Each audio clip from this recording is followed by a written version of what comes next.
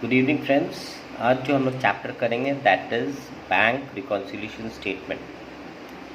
ये क्लास 11 के सिलेबस में आता है और अभी तक जो हमने सब डिविजन्स ऑफ जर्नल किया है उसमें जो एक चैप्टर हमने किया था that is cash book. So cash book में क्या होता है कि we have the cash column and the bank column. तो bank column bank reconciliation statement में whenever we say the cash book, okay, so here cash book means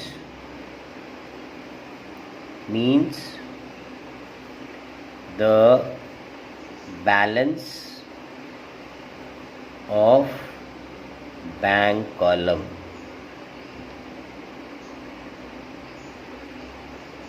ठीक है। तो जब कभी भी हम लोग कैश बुक बोलेंगे तो that means what, the balance of the bank column. Clear. तो we all know the rules of cash book. Debit what comes in and credit what goes out. यानी डेबिट में सारे हम इनकमिंग्स को दिखाते हैं, रिसिप्ट्स को दिखाते हैं, और क्रेडिट में हम लोग पेमेंट को दिखाते हैं। क्लियर। तो इसका मतलब क्या हुआ कि कैश बुक में अगर डेबिट बैलेंस ज़्यादा है यानी वो मेरे लिए फेवरेबल बैलेंस है। ओके। तो बैंक्स का क्या होता है कि जैसे बैंक जो है वो रिवर्स में रिकॉर्डिंग करता है। जैसे हमारे पास पैसा आ रहा है, हम डेबिट में रिकॉर्ड करेंगे कैश बुक में, और बैंक के पास जो बुक होता है उसको हम लोग कहते हैं पासबुक। क्लियर। तो जो कैश बुक में डेबिट होता है माने कैश बुक अर्थात बैंक कॉलम में, जो कैश बुक के बैंक कॉलम में हम लोग डेबिट करते हैं, बैंक क्या करता है, बैंक अपने बुक दैट मीन्स पासबुक में उसको उल्टा करता है यानी क्रेडिट करता है। क्लियर। तो कैश बुक का डेबिट बैलेंस हो गया फेवरेबल बैलेंस, इसका मतलब पासबुक का क्रेडिट बैलेंस हो गया favourable balance. So cash book debit and passbook credit is what, favourable balance. Favourable balance मतलब क्या, मेरा पैसा बैंक के पास जमा है। फिर उसी तरीके से मान लो कैश बुक में क्रेडिट साइड ज़्यादा है, कैश बुक मतलब बैंक कॉलम में कैश बुक अगर क्रेडिट है, इसका मतलब पासबुक में क्या होगा, पासबुक में डेबिट होगा। ठीक है। तो अगर कैश बुक क्रेडिट बैलेंस है, पासबुक डेबिट बैलेंस है, तो this is what, this is called overdraft balance. ठीक है, ओवरड्राफ्ट बैलेंस। ओवरड्राफ्ट बैलेंस मतलब बैंक से आपने उधारी लिया हुआ है। Okay. Cash book debit and passbook credit is favourable balance, cash book credit and passbook debit is overdraft balance.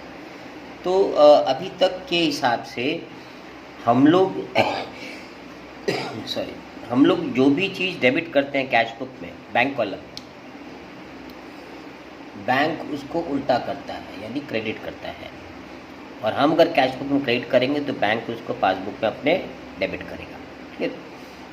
तो इसका मतलब क्या हुआ, हम लोग जब कभी भी बैंक के साथ मिलान करें अगर, तो जो कैश बुक का बैलेंस है वही पासबुक का बैलेंस होना चाहिए। राइट। तो एक फर्म का बैंक के साथ बहुत सारा ट्रांजैक्शन होता है, तो बैंक क्या करता है कि मंथ एंड में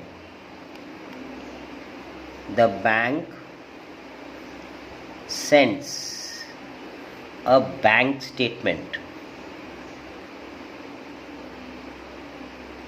at the end of the month।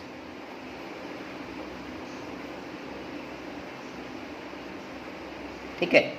तो बैंक स्टेटमेंट भेजता है और उस स्टेटमेंट को देखकर हम कैश बुक के साथ मिलान करते हैं कि भाई अगर मान लो हमने एक चेक को डेबिट किया होगा, डेबिट से रिसीव किया होगा, तो बैंक पासबुक में जो बैंक स्टेटमेंट आएगा उसमें वो क्रेडिट साइड में दिखाया गया होगा। कैश बुक में मान लो हमने कोई पेमेंट किया है तो उसको क्रेडिट में दिखाया होगा हमने, तो जब वो पासबुक का जो स्टेटमेंट आया उसमें किस तरफ दिखाएंगे हम लोग, डेबिट साइड में दिखाएंगे। तो कहने का अर्थ ये है कि जो चीज़ हम डेबिट में रिकॉर्ड करते हैं बैंक उसको क्रेडिट में रिकॉर्ड करता है, और जो चीज़ हम क्रेडिट में रिकॉर्ड करते हैं बैंक उसको डेबिट में रिकॉर्ड करता है। यानी दोनों साइड का बैलेंस मेरा जब कभी भी टैली करें तो वो बराबर आना चाहिए। लेकिन प्रैक्टिकल फील्ड में क्या होता है कि जनरली कैश बुक बैलेंस और पासबुक बैलेंस जो है वो टैली नहीं करते हैं। इसके पीछे कुछ एक इम्पॉर्टेंट रीजंस है, क्या है वो डिस्कस करेंगे अभी। ठीक है, देखिए reasons for difference between the cash book and the passbook balances. Okay, तो क्या क्या रीज़न है जिससे कि हमारा कैश बुक बैलेंस और पासबुक बैलेंस वैरी करता है। पहला क्या है, entries affecting cash book first, मानी वो सारे एंट्रीज जिनको हम पहले कैश बुक में रिकॉर्ड करते हैं। क्या है पहला वाला, checks deposited but not yet collected और क्रेडिटेड बाय बैंक। यानी हमें मान लो कहीं से पेमेंट मिला है 25,000 रुपये का चेक के माध्यम से, तो हम क्या करेंगे, हम उसको बैंक में जमा कर देंगे। तो बैंक में जमा करने से पहले हम क्या करेंगे, कैश बुक में उसको चूँकि हमने रिसीव किया है उसको डेबिट साइड में रिकॉर्ड करेंगे, बैंक कॉलम के डेबिट साइड में रिकॉर्ड करेंगे।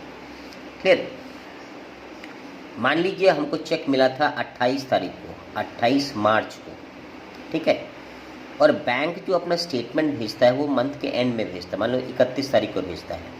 फिर बैंक जो हमको चेक मिला है, बैंक क्या करता है कि बैंक के पास जब चेक जमा होता है तो बैंक क्रॉस वेरीफाई करता है कि भाई इसमें जो 25,000 रुपये लिखा हुआ है पार्टी के खाते में 25,000 रुपये है कि नहीं है। ठीक है, जब वो कंफर्मेशन आता है तो उसके बाद जो है बैंक आपके खाते में उस चीज़ को एंट्री करता है। भाई आंख बंद करके तो बैंक आपके खाते में क्रेडिट नहीं कर देगा, क्योंकि उसको पहले वेरीफाई करना होता है। तो ये कार्य करने में बैंक को 6 से 7 दिन लग जाता है। अर्थात जिस चेक को हमने 28 तारीख को जमा किया है, बैंक उसको क्रॉस वेरीफाई करके हमको अप्रैल महीना के 3-4 तारीख तक रिकॉर्ड करेगा, है ना। मगर बैंक का स्टेटमेंट कब आता है, 31 तारीख को आता है।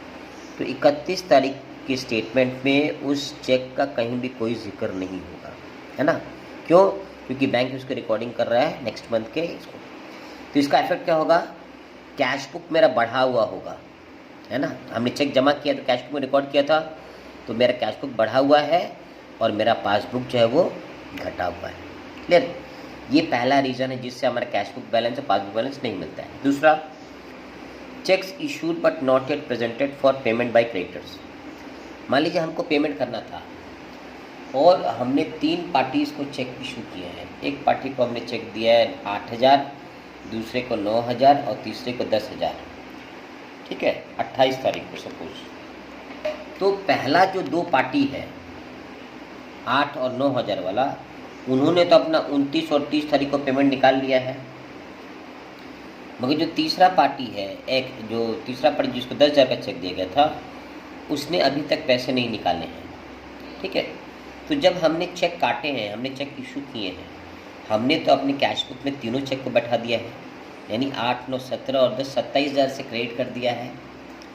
लेकिन बैंक उस महीने में कितना क्रेडिट कर रही है, बैंक डेबिट कर रही है 8,000 और 9,000 नहीं 17,000 रुपया, है ना। यानी आप कैश बुक घटा रहे हो 27,000 से, वेरेस पासबुक कितना रुपया घटा रहा है, 17,000, क्योंकि तीसरा पार्टी जो है पैसे नहीं निकाला है अपना। क्लियर, तो इससे क्या हो जा रहा है, तो देखिए इसका फलस्वरूप क्या है, मेरा कैश बुक घट गया है, 10,000 से घटा हुआ है अभी भी, और पासबुक मेरा 10,000 से बढ़ा हुआ है। क्लियर, नेक्स्ट पॉइंट है, cheques deposited and entered in the cash book but not send to bank. एक पेमेंट आया था मेरे पास, हमने तुरंत कैश बुक में डेबिट कर लिया है, कैश बुक मेरा बढ़ गया है, लेकिन हम गलती से उसको बैंक में भेजे ही नहीं है, है ना।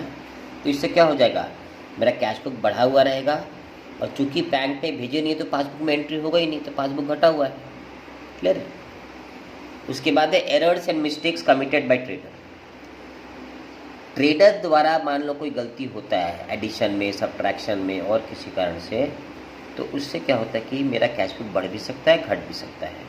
ठीक है, तो इसीलिए हमने यहाँ पे इसको लिखा नहीं है। तो डिपेंड करता है कि क्या मिस्टेक किया है उसने। मान लो ज़्यादा ऐड कर दिया तो कैश बुक बढ़ जाएगा, खर्चा कम दिखाया है, कैश बुक बढ़ जाएगा। ठीक है, तो ये डिपेंड करता है कि कैसा गलती हो। तो ये जो 4 एंट्री हैं, इनका सबसे पहला इफेक्ट आता है कैश बुक में। इसलिए देखिए हर एक वाले इसमें कैश बुक पहले लिखा है हमने, इन पे पहले इफेक्ट आएगा। दूसरा हेडिंग है entries affecting passbook first. Clear. अब आज का इतना फास्ट ज़माना है कि आजकल जो है लोग लाइन लगा के पैसे जमा नहीं करते हैं। तो क्या होता है आजकल पार्टियों को अपना अकाउंट नंबर दे दिया जाता है कि भैया आपके पास जब पेमेंट आएगा आप इस खाते में जमा करवा देना। क्लियर। तो देखो, direct deposit into bank by customer ने क्या किया था कि आपके खाते में डायरेक्ट पैसा जमा करवा दिया है। अब कितना रुपया जमा करवाया है इसकी जानकारी हमें कैसे मिलेगी? जब हमारे पास स्टेटमेंट आएगा, है ना। तो जब कस्टमर ने जमा करवाया तो मेरा पासबुक क्या हो गया? बढ़ गया, मेरा खाता बढ़ गया। मगर चूंकि हमको जानकारी नहीं है इसलिए मेरा कैश बुक क्या हो रखा है? घटा हुआ है, लेस। ठीक है। तो डायरेक्ट जब डिपॉजिट करता है कस्टमर तो मेरा पासबुक बढ़ जाता है और कैश बुक घटा हुआ होता है। क्लियर। अब ये जो मेरे पैसे बैंक के पास पड़े हुए हैं, बैंक हमको इस पर ब्याज देता है। तो देखो, interest credited by bank on bank deposits. जब इंटरेस्ट बैंक दे रहा है मुझे तो मेरा खाता क्या हो जाएगा? पासबुक में बढ़ जाएगा। अब चूंकि मुझे जानकारी नहीं है इसलिए मेरा कैश बुक में हमने रिकॉर्डिंग किया नहीं है तो मेरा कैश बुक जो है वो घटा हुआ है। तो passbook plus cash book minus. Clear. इसी तरीके से मान लो मेरा बहुत सारा पेमेंट आता है, मेरा इंटरेस्ट आता है, मेरा डिविडेंड आता है, मेरा रेंट हमको मिलता है, तो हम बैंक को इंस्ट्रक्शन दे के रखते हैं कि भाई आप मेरा ये सब पेमेंट कलेक्ट करके मेरे खाते में जमा करवा दीजिएगा। तो बैंक क्या करता है कि आपका ये सारा पेमेंट जो है बैंक कलेक्ट करके आपके खाते में जमा करवा देता है। तो आपका पासबुक बढ़ जाता है। कितना रुपया बैंक ने जमा किया है इसकी जानकारी जब बैंक स्टेटमेंट आती है हमारे पास मंथ एंड में तो हमको पता चलता है। ठीक है।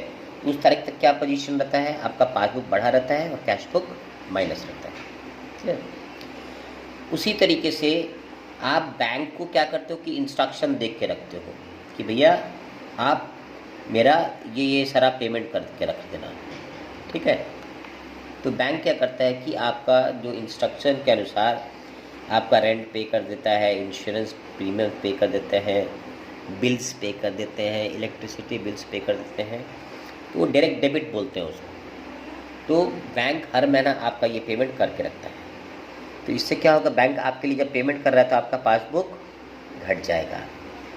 और कितना रुपये पेमेंट हुआ है ये जानकारी कैसे हमको मिलेगा? That will be through the bank statement. तो जिस दिन हमको ये मिलता है स्टेटमेंट उस दिन हमारा क्या होता है? पासबुक घटा रहता है और कैश बुक बढ़ा रहता है। क्लियर। नेक्स्ट इज बैंक हमारे लिए इतना सर्विसेज प्रोवाइड कर रहा है। ठीक है। तो ये तो फ्री में करेगा नहीं। तो बैंक क्या करता है? चार्ज काटता है, डेबिट करता है। ठीक है। तो बैंक चार्ज इज डेबिटेड। तो जब बैंक में से चार्ज काट रहा है तो पासबुक क्या हो जाएगा? घट जाएगा और कैश बुक मेरा क्या रहेगा? बढ़ा हुआ रहेगा। और लास्ट वाला है चेक हमने डिपॉजिट किया है लेकिन किन्हीं कारणों से चेक जो है वो डिसऑनर हो जाता है। जैसे चेक डिसऑनर कब होता है? जब अकाउंट में सफिशिएंट बैलेंस नहीं है। ठीक है। या फिर मान लो चेक के सिग्नेचर्स नहीं मिल रहे हैं, या चेक फटा हुआ है, या चेक में ओवर राइटिंग है। तो इन कारणों से बैंक जो है चेक को पास नहीं करता है। ठीक है।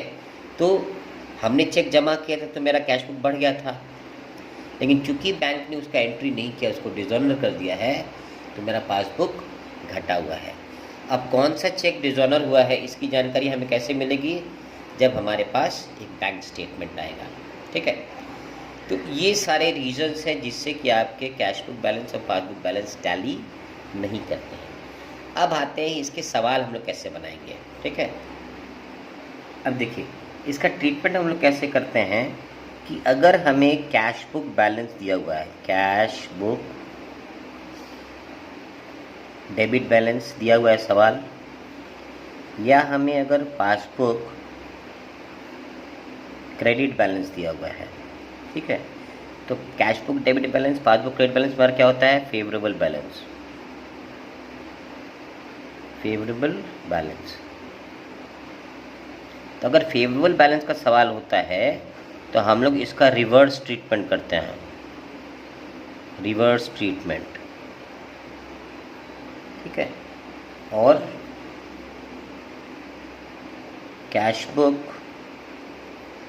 अगर क्रेडिट बैलेंस हमको दे रखा हुआ है, पासबुक अगर हमें डेबिट बैलेंस का सवाल दिया हुआ है, इसको हम लोग करते हैं ओवरड्राफ्ट बैलेंस।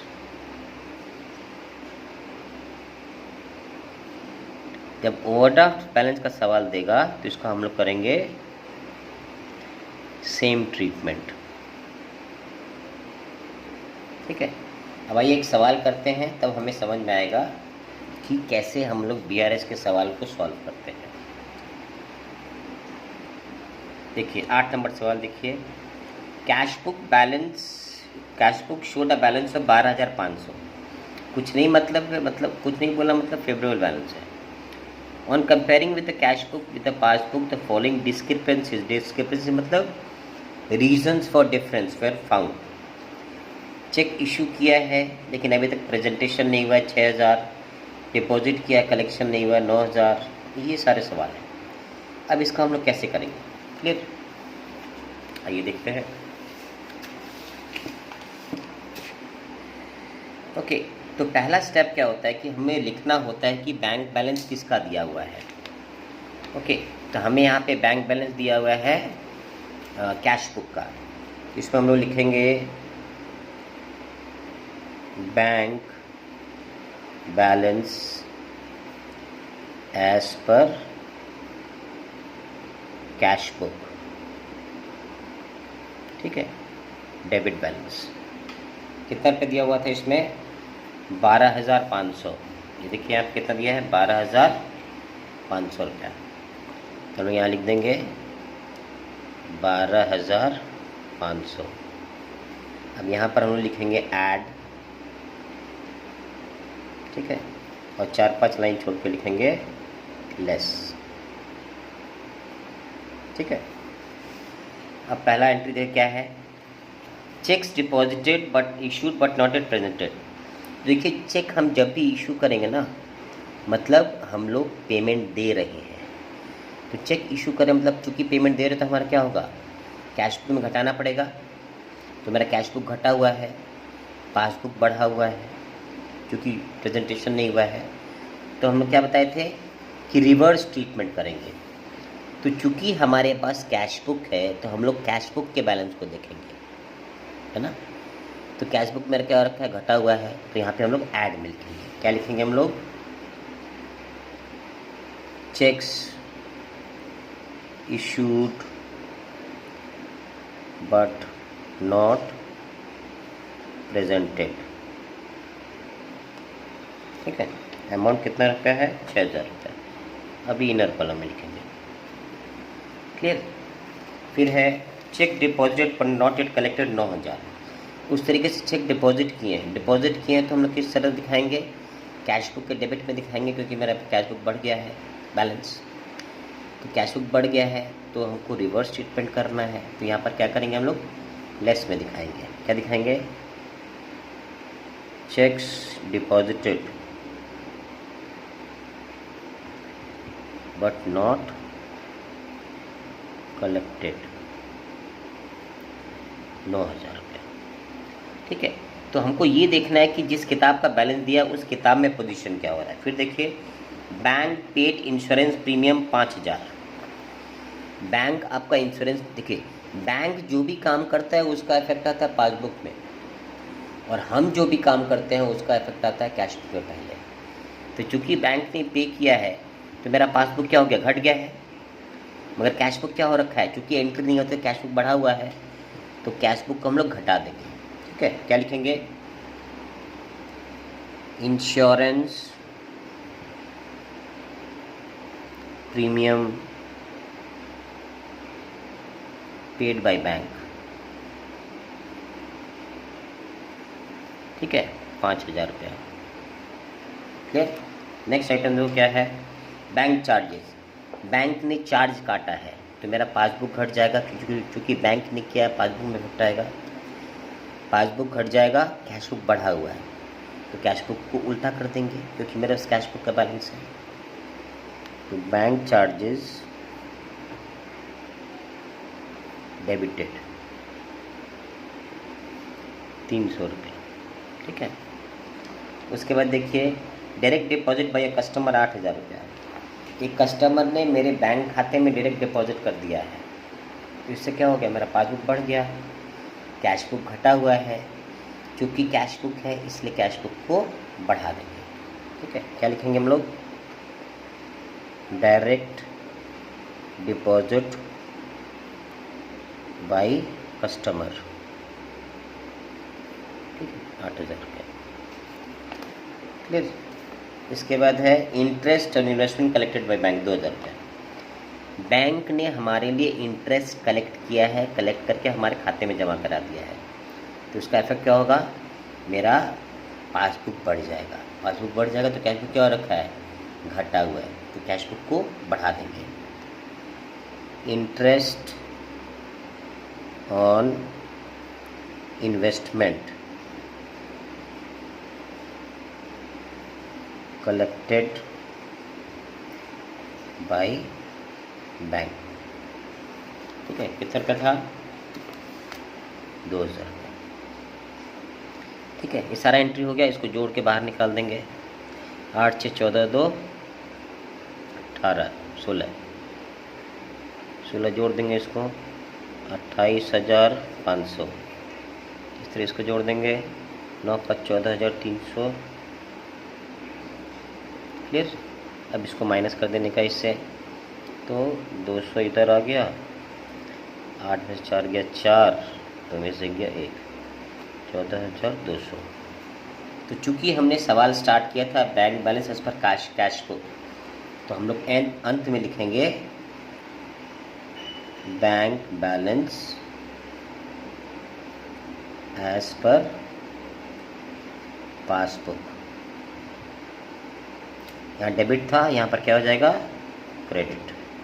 ठीक है, तो इस तरीके से हम लोग सवाल को सॉल्व करते हैं। Always the reverse treatment as far as this one is concern, favourable balances is concern. ठीक है, तो चिल्ड्रन इस पे अगर कोई तुमको क्वेरीज हो तो कमेंट पास करना। And rest of all see you next in the next video. Okay, till then thank you.